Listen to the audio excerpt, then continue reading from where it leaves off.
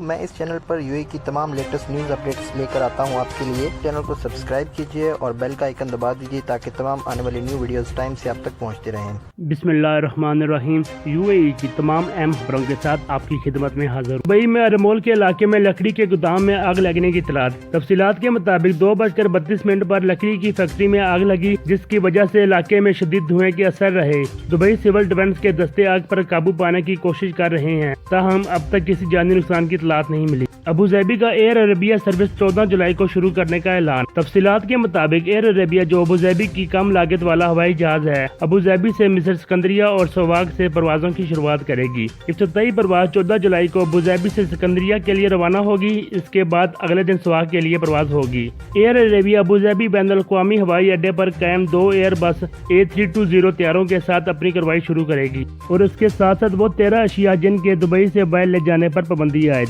تفصیلات کے مطابق دبئی پولیس کی جانب سے 13 اشیاء کی فہرست جاری کی گئی، جن پر متحدہ عرب امارات سے باہر لے جانے پر پابندی عائد ہے، لہٰذا آپ کو منتبہ کیا جاتا ہے کہ اپنا سامان باندھتے ہوئے ایسی اشیاء کو ساتھ مت رکھیں جن پر ملک سے باہر لے جانے پر پابندی عائد ہے، بصورت دیگر آپ کو ایئرپورٹ پر پریشانی کا سامنا کرنا پڑ سکتا ہے۔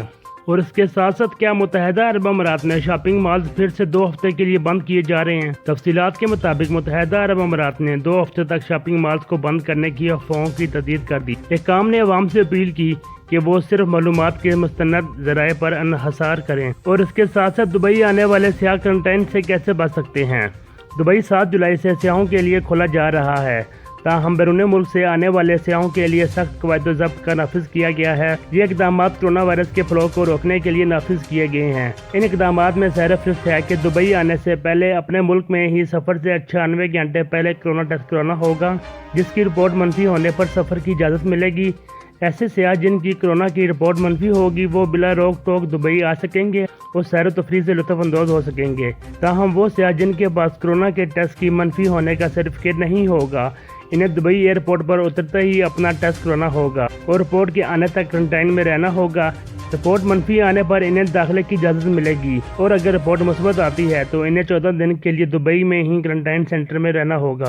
اور اس کے ساتھ ساتھ ایک سابقہ سفارتی اہلکار دبئی سے سونا اسمگل کرنے کے الزام میں گرفتار۔ ہندوستان کی ریاست کیرلا میں ایک سابقہ مقامی ہندوستانی سفارتی اہلکار جو متحدہ عرب امارات کے سفارت خانے کے لیے کام کر چکا تھا، سونا اسمگل کرنے کے الزام میں گرفتار کر لیا۔ ملزم، جس کا نام سیرت ہے، بطور PRO سفارت خانے میں کام کر چکا تھا۔ تفصیلات کے مطابق تفتیشی اداروں نے اس کیس میں ملوث ایک اور مشکوک ملزمہ سپنا کو گرفتار کرنے کے لیے چھاپے مارنے شروع کر دیے۔ یہ سفارتی اہلکار ایک سابقہ آفس سیکرٹری کے طور پر سفارت خانے میں کام کر چکی تھی، لیکن اپنے رویے کی وجہ سے اسے نوکری سے نکال دیا گیا۔ گزشتہ روز ایئرپورٹ سے ایک بیگ میں 30 کلو سونا برآمد کیا گیا تھا، جو مبینہ طور پر دبئی سے ایک سفارتی پارسل میں آیا تھا۔